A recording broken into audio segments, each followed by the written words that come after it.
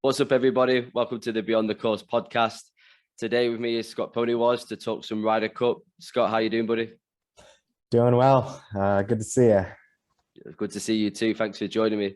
So look, for us, I think as Europeans, or at least my opinion, it's pretty much been way stronger team, in form, home turf, and it was as simple as that. Do you think that's pretty much it, or was there a little bit more to it, do you think? Yeah, I think, the US this year chose to really revamp their team structure and pick up a bit more young blood over the experience, which I think, this year gave sort of a fresh look for the team. And being on home turf helped not only for Team USA being on US soil, but Steve Stricker also being right in his backyard. Yeah, I mean, we'll start with that then. So what did you think of kind of everything he did this weekend and also the actual preparation, the team he's picked and how he went about the pairings, etc.? Yeah, I think it was interesting going in because there was a bit of criticism, I think, for how he was kind of handling the team. And, all these coaches were basically saying, oh, he's not bringing the team together. You kind of had the media throwing Brooks under the bus a little bit with some of his early comments about how it's different. But I think the European team tends to have a very cohesive, very almost family-like type of team setup going on, their locker room and their bar and all that kind of stuff. Whereas Team USA, it sounded like they were just kind of doing their own thing. Let them be, let them come together how they're going to come together and let them play. And, going in, I think there was a little bit of concern, but in the end, it worked out for them. And I think just different coaching style for this one. And finally brought the trophy back to the US. Yeah, because when we did our podcast episode, obviously you were one of my first guests and we kind of joked around a little bit about Brooks and Bryson at the time. I don't know if you remember, and I was saying, maybe this is part of Stricker's plan and, it's just there to kind of fuck us up and mess with our heads, right? And it didn't seem to have any of those issues. They seemed to obviously be buddies at the end. They were hugging it out, but it seemed like Stricker brought everybody together. They'd all bonded, including those two, and everything seemed to be a happy camp, if you like. Yeah, definitely. I thought that closing hug was a great cherry on top for everybody. But I'd also be interested to hear from your perspective. We get different media over here in the US versus you get over in Europe. So, I mean, what was some of the talk going in for both sides? Yeah, well, I think, as you said there, it's always been fairly well known, hasn't it, that the Europe side's always, really united and family-like, and maybe the US have kind of been lacking that over the last few Ryder Cups, and that seems to be one of their problems. So that's the kind of side we normally get from it. In terms of the way they've gone into this tournament, it sounded like Harrington kind of followed that, same strategy, if you like, with inspirational videos, team bonding things, all the rest of it, getting everybody really close. And, it looked like it worked. Even after losing by such a big amount, they were still kind of happy and cheery and, a bit emotional, but good emotional and laughing and joking together. But maybe that was one of the big differences because, like I said, compared to the others, it does seem like this US side were a lot more united. It seemed like Stricker really got them together. So that's kind of how it looks from the outside. But I think, as I said at the start, this has to be one of the most dominant US teams I think we've ever seen. I mean, I've been really invested in the Ryder Cup, let's say the last 3 or 4 Ryder Cups. So my experience on the previous ones before that isn't amazing. But again, if you look at just the history books, right, like it has to be the strongest team on paper. I feel like whoever was paired together this weekend, it was going to be a good one for the US. But I mean, saying that, it's not so easy just to, you've got to try and use all your guys or girls. If it's the Solheim Cup, you normally use all 12 players, right? So it's not always as simple as just picking 12. Like, they've still got to play well and they've got to play well together. And it seemed like the US did that. Whoever was playing in those matches together and whoever played in the singles just seemed to play well. Whereas maybe the Europeans not so much this year. Yeah.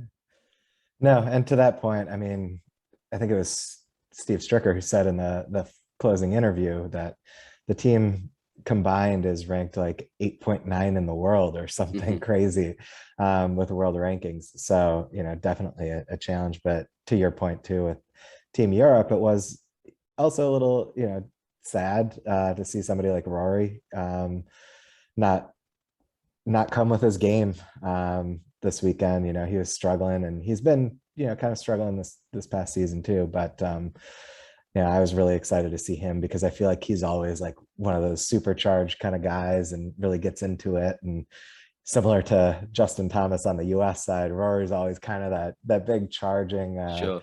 loud guy. So it was, I was sad to see that. And but it was also cool to see like Lee Westwood out there with his son on the bag, and some of those cool moments happening too. Yeah, I mean, I don't know whether it's just kind of a knee-jerk reaction from us over this side, but there's been a lot of talk in terms of how these Ryder Cup teams are being selected, and for example, whether it should be done just off picks alone now rather than looking at like the actual rankings. Because again, I think it's just a knee-jerk reaction, but there was maybe a lot of US players, if not all, that were in good form, so it kind of didn't really matter where they were in the rankings because they were all playing well. Whereas people are saying maybe about the European team, there were some players that weren't really in good form, and there was other players that maybe were in better form, but we just, obviously ran out of picks. You only get a certain amount.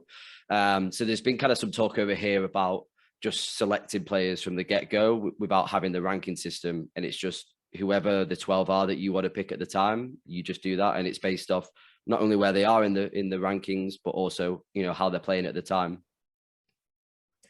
Yeah, 100%.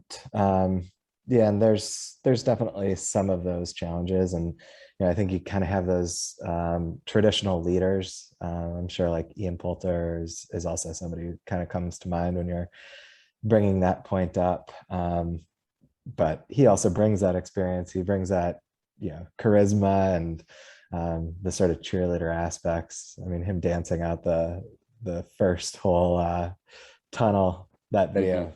Priceless. So yeah, it's kind of one of those plays, right, where it doesn't matter what their form is, you're playing them regardless.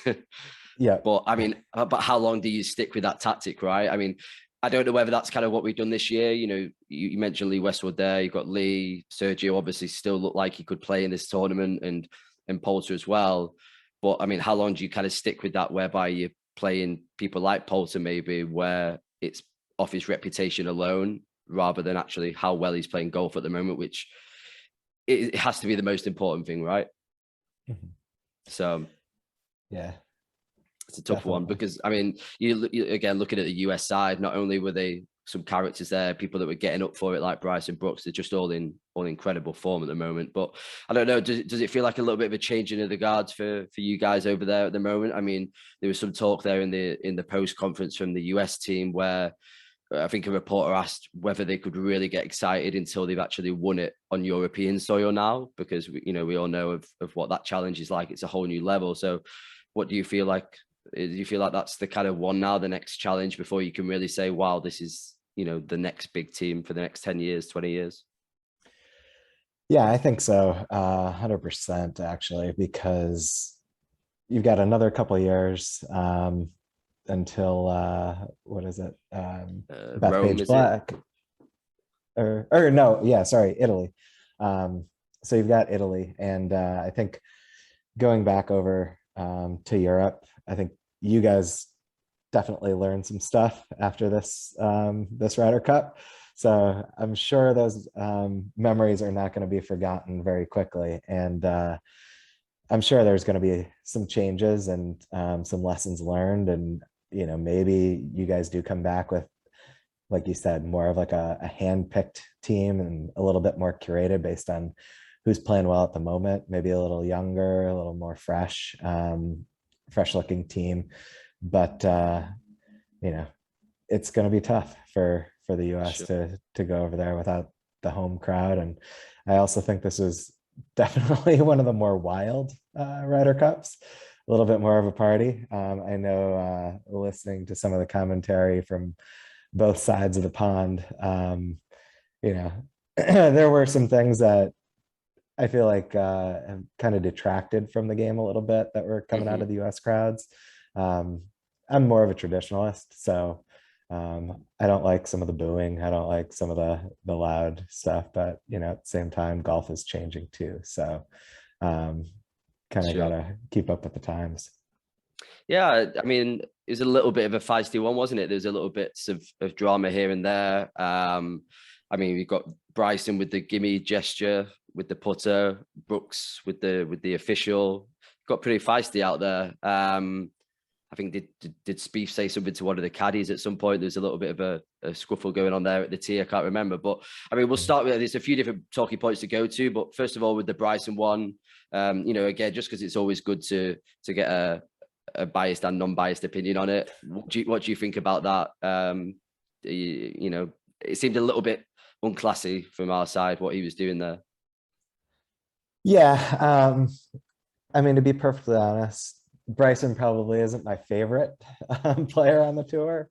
You know, I by all means, he's a great golfer and impressive everything that he's working on and things like that. But you know, I think he just doesn't necessarily manage the press very well, and also his own PR very well. That was a perfect case in point where, you know, pretty rude, unsportsmanlike bit. You know, but at the same time, I feel like it's sort of who Bryson is, to be perfectly honest. He just kind of says what he says and does what he does, and he'll keep going, and that's just the way that he's going to be. So, but I feel like from this Ryder Cup though, he's probably made some more friends. It seemed like, especially from the US side. Again, that whole kind of the bonding thing with the team and with Brooks, he seemed to be a lot more happier. I think people are going to be going away from this thinking, you know, or having a different opinion of him for sure, especially after the way he played, right? I think it was one of those, it was like the US Open. If he could just channel that kind of energy and game that he played, because he was brilliant, I thought, in this Ryder Cup, he could really go on and push himself to be winning more tournaments and winning more majors, couldn't he? oh yeah, 100%. Yeah, I think he's definitely got a future ahead of him, and especially as he keeps hitting the ball 417 yards, which is just also absolutely crazy. But yeah, I think as he gets his game under control, he'll also start to, you know, be able to take aim, hit fairways, convert those shots into, you know, into wins for sure. Yeah. What was your most memorable moment or shot of that tournament you mentioned there? The drive. You obviously had the brilliant Spieth shot. I know Casey chipped in, but for me, I think that Spieth shot probably outbeats it. What was the kind of standout for you? Yeah, I think honestly it was that Spieth shot, and sort of a personal reason why is I ended up in a similar spot when I played there this summer. Oh, So I know wow. exactly where he was. I didn't execute it quite as well, but I actually ended up sculling my shot up over the green into a bunker up against, they were already putting the grandstands up. So yeah, I ended up in one of those little fingers of the bunker, and it was ugly. I had to like chip out sideways from the bunker, take a triple, I think. So but yeah, Spieth shot off that slope, you just, I mean, it's steeper than that looks. It's just nuts, and the fact that he didn't roll an ankle on that is also impressive. But yeah, it's funny. I saw a tweet about this, and it's saying, you know, I don't know how these players are able to pull off these kind of shots, because if you think about it, right, they're not ever practicing that type of shot, are they? I mean, they practice the bunker shots and maybe some out the rough or what have you. But we had a couple this tournament, like Victor Hovland in the bush, where he had to kind of knock it back a couple yards and then get out the sand. The Spieth shot, I think it's just incredible how their instinct to be able to hit that kind of shot, but not only get good contact on it to make that shot that Spieth did, which I can't remember what the length of the putt was that Thomas had, but I think it was within 10 feet or something, right? oh yeah, no, for sure. And yeah, for you and I, we find ourselves in those situations a lot more frequently than they do. So Yeah, yeah, they don't necessarily have to practice it either. sure. And for the next one, then we've obviously touched on it there briefly. There's been some talk about the next captaincy. what are your kind of feelings with it? Obviously, it's only been a couple of days since we finished, but would you stick by Stricker for the next one? Would you be wanting to see somebody else take that role? Yeah, I like Stricker. I could see him standing there. Potentially maybe even Phil if Stricker isn't interested.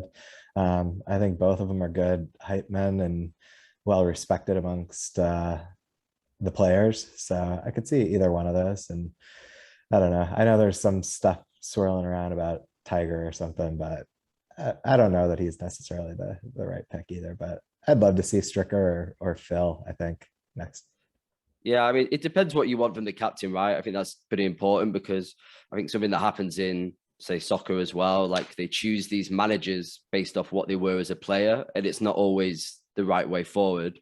I mean, Phil looks pretty calm sometimes, like he's just walking around the course pretty chilled out, but he also seems like he can be somebody that's pretty fiery and, exciting. And Stricker is obviously very calm, doesn't talk much, calm and collected. So I don't know, I guess it's about what you want from the captain.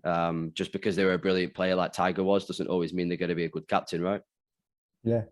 No, and to throw a question right back at you, I know there's been some talk too about Stricker never won a major. And there are a lot of people doubting him up front. What's your thought on that? Should the coach have that great playing experience and have that major win experience? Or I don't know about a major event. I think obviously the playing is pretty key. That has to be a key. Again, like soccer, it's always beneficial if they've played before. But it's about knowledge of the game at the same time, right? Just like caddies, they're not necessarily brilliant golf players, but they have an incredible knowledge of the game. So I imagine that's the most important thing, but it will definitely be beneficial if they've been a good player in their time. I'm not 100% sure about the major thing. I think just because Ryder Cup, for me, it's more important to have the match play experience, which is a whole nother topic for us because you guys have obviously got like President Cup and I think Curtis Cup is the one they play with the younger, if I'm right in saying that. And we had like the Sevi tournament here that was match play, but to be honest, really now we don't have that. And I think that's something else that definitely helps out Team USA is having that match play experience from a younger age. So I think that would probably be a key difference. But yeah, I think it's just more about the qualities of a leader. I don't think it's as important how they were as a player. And on that topic, I'm not 100% sure what we would do with Harrington because he has had an incredible career. And I'm not sure we can say that this was his fault. It would be very difficult to say that. It's always the way when a captain or a manager or a player loses, people are always going to say that they didn't do something or they should have done something else. And that's just hindsight, right? There was a couple of interesting moments in there. For example, he dropped, I think, Westwood. No, not Westwood. He dropped Hovland and Fleetwood, I think, after the first day when they played so well. And I think that kind of momentum is really important to keep. So that was a bit of a mistake. But at the same time, as we said at the top of the show, I just think the US were number one, so dominant, number two, so in form, and then number three on the home turf with what looks like a much kind of more bonded team. I can't really see where we can fault Harrington too much and say that it was his fault and he didn't do something right. However, do we stick by him for the next one? I don't know. I guess it depends on which players aren't going to be playing because I'd love to see a Westwood being a captain. It looks like this was probably his last one, unfortunately, in terms of playing. I hope it's not. But it looks to be that way. Obviously, Poulter, again, talking about that type of team captain, whether he would be a good one or whether he just get super pissed and shout at everybody. I don't know. But I'd love to see somebody like that take control of the team as well. So yeah, it's going to be an interesting one of what we do. But from what Harrington said, he kind of talked about it as his team and my team and our team still. So maybe there's something in place for him to be in charge for the next one. Yeah. No, definitely. I like each of those picks actually. Yeah, I could see Westwood or Poulter kind of stepping back and stepping up into that coaching role. I mean, what do you think the kind of keys are for or to be a captain for a Ryder Cup side or for a match play side? Because obviously Stricker did the President's Cup as well, I think, where he had a dominant win in that. So, he's obviously got something about him for this style of tournament. What do you think the keys are to be a good captain for a match play tournament like this? Yeah, I think it's definitely understanding the players and their mental states, and being able to prepare them to just be ready to go on game day. So I think giving them the freedom when they need the freedom, pulling them back in when they need to be pulled back in. I think it's a very fine balance that you need to play with, especially with athletes at this level. A bunch of them were saying some of the differences in preparation, because you do have some of the team meetings, you do have some of the team dinners, and some of the other things that you don't have when you're playing a normal week-to-week PGA event. That you get into that habit of, okay, I move to the next city on Monday, I sort of take that day, and then Tuesday I do this for my practice round, and Wednesday this for practice rounds, and Thursday it's go time, and I'm myself, I'm focused, and it's all about me. So I think having that understanding of how to balance the individual versus the team is clutch. And then also just knowing who's gonna sort of ham and egg with one another, especially in some of those two-man matches. Yeah, well, he took an interesting approach to it. I don't know whether it's the first time that a captain's kind of had this style of coaching. I'm sure it's not, but Stricker very much seemed to be somebody that, as you said, just kind of let them do them, let them be who they are, get out their way. He didn't go down this whole, let's say how Harrington did it, approach of showing inspirational videos and stuff like that. He kind of just goes, I know these guys, I know how good they are, I'm just going to let them do what they do. So it's very much a simplified way of going about it, I guess. But going into some of the actual players themselves this weekend, we had a lot of standout performances, obviously more so from the States than we did from Europe. Obviously Ram for the European side. European side included, who were the kind of standout performances from you, and why? Yeah, Ram definitely rocked it all weekend. Casey had some great shots. It was also exciting to see the young Victor Hovland on your side coming up. I think he's just a great player, and I think he's sort of been in the shadows a little bit until this season. But I think he's definitely going to be someone to watch for you guys in the next few Ryder Cups, because he'll be around for a little bit. So it was exciting to see him. On the US side, JT, he's just so much fun to watch. He was all fired up. For whatever reason, this Ryder Cup, it's a whole different JT. Dustin Johnson going 5-0, first time in 42 years or something like that for the US side. So he had an exceptional performance. And then I think Colin Morikawa was kind of like the quiet guy, but definitely stood up and took his points when he needed to. But yeah, it was just overall a really, really fun match. And I don't know if it's because we've all been sort of pent up with COVID over the last 2 years and haven't really had this great type of sporting event that's really on the world stage. But I felt like the Ryder Cup was, 10 times more fun to watch than any of this Olympic stuff that happened. And, the crowds were there, the teams were all fired up, and it was just a great sporting event altogether, regardless of who won or who lost. I know, I don't mean to rub it in your face with all the, US stuff in the background, but, obviously great to see the US win, but, just love to see all that great golf. For sure. Ram, of course, he's almost carrying the team maybe a little bit too much. We were kind of relying on him, especially going into that last day. He obviously lost that game. He didn't do too much wrong against Scheffler, but I think that was the most impressive thing overall. And from the US side, as you mentioned there, kind of with Morikawa, it was the rookies. I'm not sure on the exact stat, but I think since the 28-point format's been in play, that's the most points scored by rookies in any Ryder Cup. And it was just incredible, right? They weren't even playing like rookies. Scheffler, that last day, it was probably one of the best performances I've seen in match play. 5 under through 6, was it? And against the number one, when, I guess not everything was on the line. You only needed 3.5 points from that last day. So it was kind of a little bit more relaxed than maybe a normal Sunday would be in the Ryder Cup. But to go out and do that and put points on the board early for his team was incredible.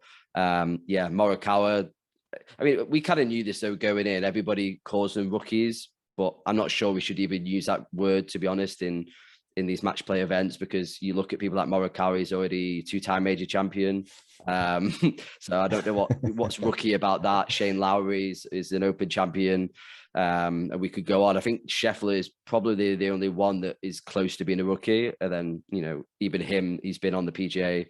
I'm not sure how long, but you know, he's an incredible player with an incredible experience. So I think that's what stood out most to me. And that's, from our side, probably the most worrying, and why it is going to be a changing of guards, because it's not like, you know, you've got DJ that's 37, there's, as you said, went 5-0 and he was super impressive. But if you look at all the other performances, they're all young, fit guys that get on together. They know each other from college or from a young age. So yeah, it could just be something that's going to go on for the next 10, 20 years, right?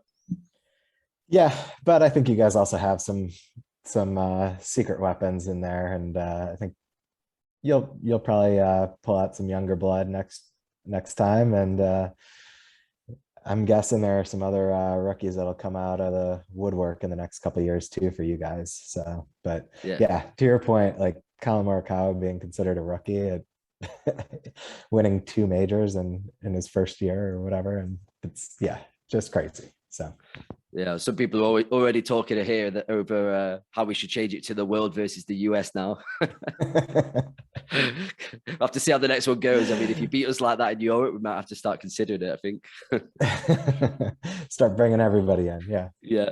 Anyway, Scott, thanks so much for joining me. Appreciate your time on catching up about this, and congratulations to you guys again. Very well deserved win this year, and I'm actually looking forward to seeing them in the next one. Like, you know, we just talked about there, and whether they can now do it on Europe soil.